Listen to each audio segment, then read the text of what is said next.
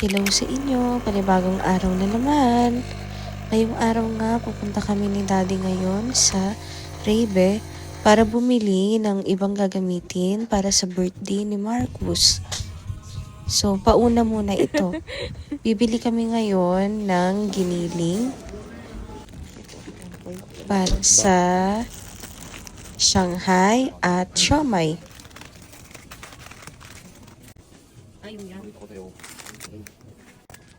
Bumili kami dito ng 1.5 kilo ng giniling na baboy. Tapos bumili lang kami ng shrimp para sa uulamin namin ngayon.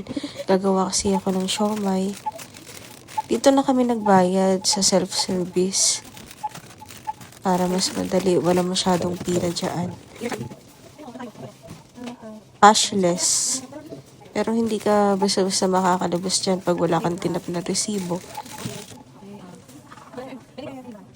Nagbayad na nga kami, nagmamadali na din kami niyan kasi susunduin na namin si Marcus sa school niya.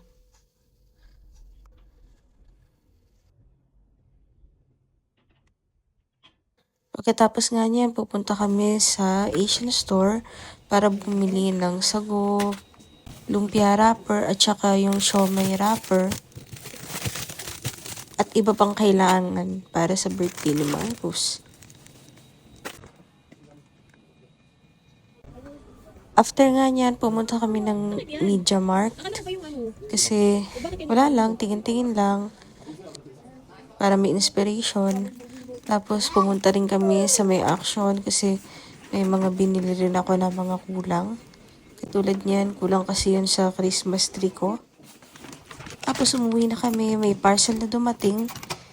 Yan ay galing kay Tita Shyster niya.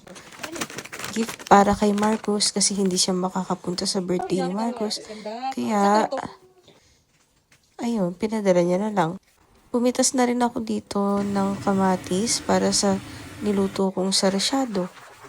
Pagkatapos nga niya, nilinis ko lang yung lutuan. Tapos, magsasalang na rin ako ng mga labahin para walang labahan sa birthday ni Marcus.